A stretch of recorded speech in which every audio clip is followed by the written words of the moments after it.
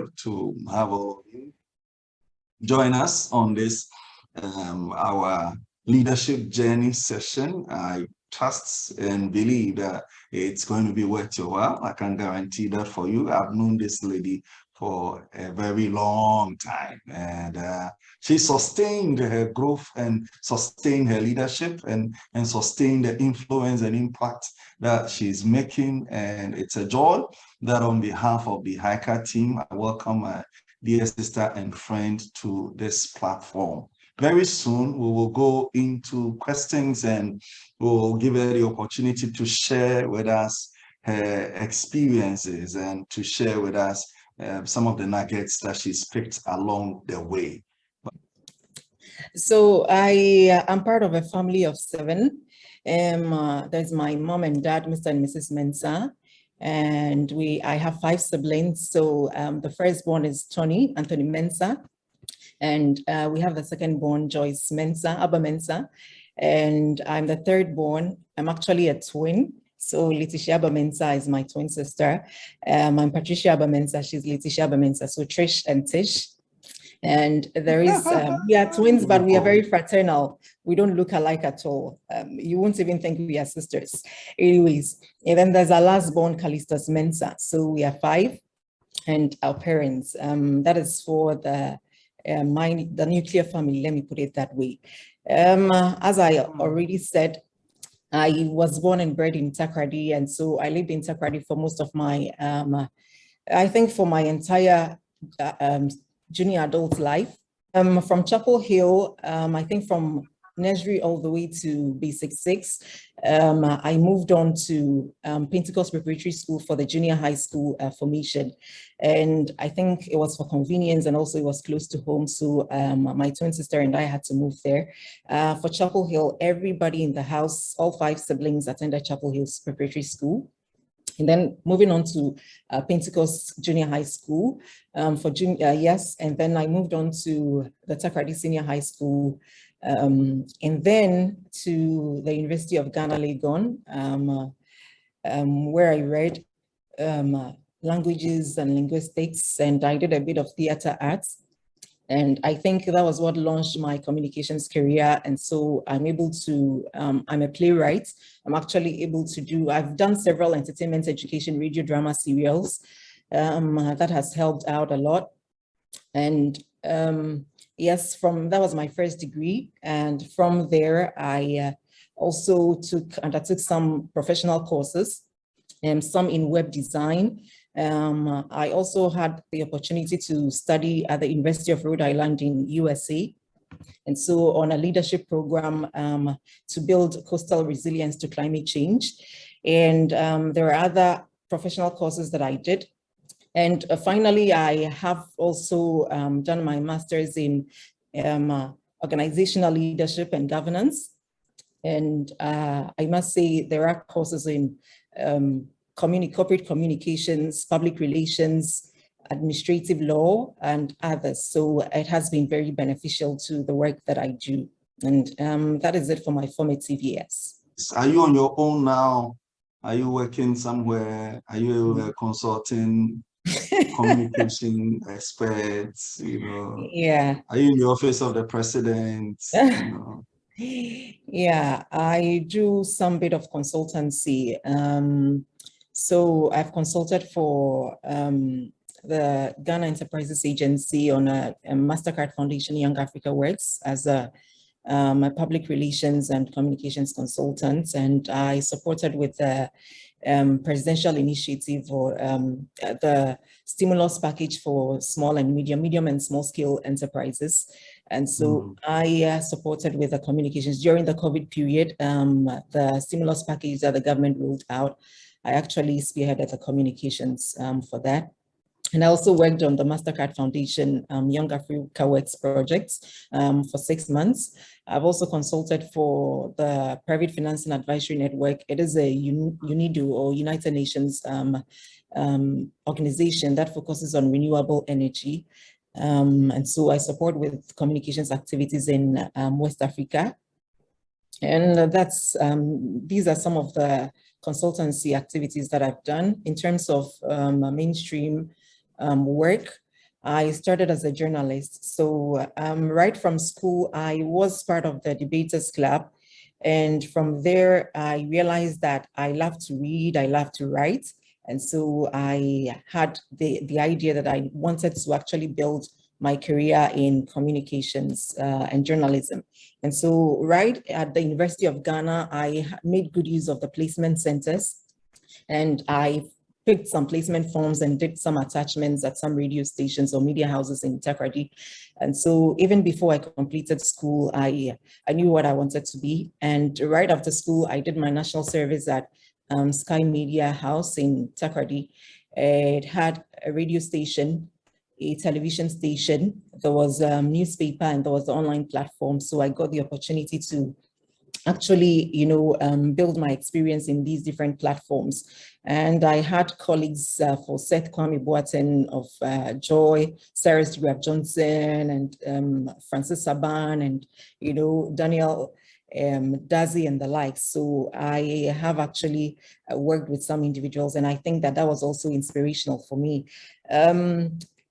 From journalism, after 5 years, it was time to move on. So I joined my first USAID project in the Western region, which was to support coastal communities to build fishery stocks. It was a food security project. And after that, there was a follow-on project in Accra, that is nationwide. And so I was asked to join the team there. And so that was it. I've done about 10 years on USAID projects, United States Agency for International Development, USAID projects, still in the field of communications. And from there, I actually went back to school. And then after that, I decided to also diversify a bit. And so I now am with GIZ. It's a German Development Corporation organization. And I also do communications here. I'm a communications advisor, and I work with about 13 to 14 programs, and I support with communications work. So this is where I am now. And I believe communications for me is a passion. It's something that I love to do. And that is one difference. If you actually like to do something which is a passion, then you excel at it and you do it effortlessly. And so with the grace of God, I think it's something that I have been working on for a while now, and God has been grateful, good to me. And so he's been gracious. And so there's been some successes. Awesome. Yes. So as a communications professional, and you mentioned that you work with how many programs? 13 programs. Yes. What does that mean? Yeah, it means a lot of work. So if I say 13 programs, let's say, for instance, you have an organization, let's say SNV, as one organization implementing their own set of, projects, smaller projects. And that is equivalent to one program at GIZ. So 13 projects, all of them are like organizations on their own implementing different projects as well. And so you have to support all of these projects with communications activities. And so I believe sometimes I have to work around the clock. There are times when I have to burn the midnight oil, and people are wondering, hey, how is she doing it? But I alone know what I have to do to get things done. And there are some leaders who've told me, or bosses who've said, hey, Patricia, you have to learn to say no. But with communications, it's very different. If there is an event happening tomorrow and the person is waiting for a press release or for a speech, you cannot say that, hey, it's not done, I won't do it. It's bound by time. And so there are deadlines and you have to honor them. So yes, but it is fulfilling and reward. And once you achieve success, for instance, there's an event and you pull it over and it's successful, then you know that your efforts didn't go down the drain, and then it was worth it. Yeah. Nice one. I have some GIZ history, so. Oh, I know, right? I have an idea. I worked in a project, and so when you mentioned that you work with 13, then I just imagine what that means. And yeah. So a lot of pressure will be on you to do a lot of things. Yeah. And every program and every project comes and they feel theirs is urgent and it's important and Yeah. it must be given But sometimes attention. this is what I do when they come around, and sometimes you have things on your plate. A lot of them genuinely know that you are very busy. Sometimes, in order for them to appreciate what you're doing, sometimes I have to itemize. So there is this activity. Sometimes for those that I'm on personal levels with relationship with, I have to break it down for them. This is what I'm doing, A, B, and C. So they have to be the judge. They obviously know that Patricia is busy, but one thing they know is that I always come through. And then even if it's a day to the event, I'll always come through. And so sometimes they send you an email for support and they are not worried because they know that you are busy, and when it's time, you'll always come around. So for me, that's it. This thing has taken you places. You've done a lot of work in Ghana and outside Ghana as well. You've been to conferences and programs. Recently, I even saw some photos of you and the president. And so I thought maybe you work at the presidency. What were you doing with Danado and what was happening? So as I initially mentioned, during the COVID period, there was Yeah. a stimulus package that the government rolled out. It's called the Presidential COVID-19. It's called the COVID-19 Alleviation Program for SMEs. So in short, we called it CAPBAS, COVID-19 Alleviation Program for MSMEs, for businesses. And in short, people called it the stimulus package. And so the National Board of Small Scale Industries, now the Ghana Enterprises Agency, contracted me to spearhead or to lead their public relations unit to implement this. So it was a big campaign for me. And for me, that was the first time I was working with a public institution. And I must say that this is an institution that never slept. So I changed my perception about public institutions from there. That was one of a kind, because at 7 p.m., 8 p.m., people are in the offices. We were working on Sundays. So COVID period, when people were asleep, some of us were working 24/7 and always in the office, even on Sundays. Anyways, so we had to launch the program and we had to do it at the presidency.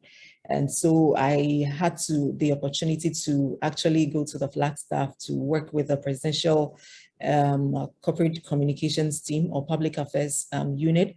On the day of the event, I also had the opportunity to work with the team to, set the place up. And, once your work is done, you have to, at some point, exit. So you leave the room for the president to enter. So it's only those who are speaking and a few invited guests, but I had the privilege to actually be in the room with the presidents, the vice presidents, and other high-level dignitaries. And so for me, that was a great opportunity for me to spearhead that campaign.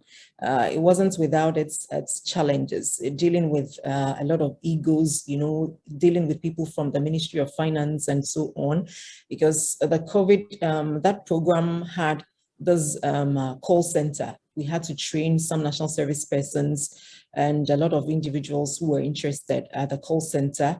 So we had periodic meetings with the Ministry of Finance and all of that. They were supervising this. And so there are times they come and then they are asking questions. So what have you done so far? We had KPMG, be part of this. So we had Vodafone, Ghana, and MTN, and a lot of different organizations coming on board. And every time you are the center of this, people are asking questions and you are actually coordinating a lot of activities. So for me, it was fulfilling. It was very, very stressful, but it was rewarding and it was good. So that was a good career, a good experience for me. So Aba, what's your concept of leadership? What's your concept of leadership? Okay, so leadership is a very interesting term, and I like to borrow from Warren Bennis. He's an American author, and he says after decades and decades of studying leadership, he finally concluded. He says leadership is like love. Everybody knew it existed, but nobody can define it. That is what he says. Leadership is like love. Everybody knew it existed, but nobody can define it. So there have been different concepts and different ideas, but all of these are evolving. I think that is what he's trying to say. And sometimes we have this misconception that it's only bosses at the top level, managerial level, who are leaders. And at our own level, sometimes it could be somebody at the bottom of the organizational chart ladder, but that person can be a leader. It could be the janitor or the cleaner. That person could actually be a leader. It depends on what the person is doing. Is the person influential? Is the person able to inspire change? Is the person able to, you know, provide people with insights? And so once you're able to do that at your own level, you are a leader. And for me, that is leadership. So it's not just about the top people or managers at the top. And Warren Bennis also says that leaders are people who do the right thing, but managers are people who do things right. And so you might do something right, but it might not actually be the right thing. A leader always does the right thing. So what is the right thing? Now, there have been different forms of definitions to leadership. Some say that the basic definition is that leadership is an ability. It's the ability to direct people towards a set goal. Or for instance, if you have the ability to direct people or to influence people to do something they do not want to do and get them to actually love doing it or to like doing it, then you are a leader. So there are three basic things, elements to leadership. One, it's an ability. So you have to have that ability to direct people, to lead people, to influence people, to inspire people. Two, there is a following. It involves following. So you cannot say that I'm a leader and you do not have following. And that is why I like this African proverb that, Daniel, you quoted a lot, that it's an African proverb that if you want to go fast, you go alone. But if you want to go far, you go with others, or you move together with other people. So for me, leadership also involves people. You work with people. You cannot say I'm a leader and you don't have any following. Which group are you leading? So it involves following. And then the third element, leadership also involves working or progressing towards a set goal or a vision. And so a leadership has to be visionary. For instance, let's say that in Ghana, we want to enforce a ban on littering.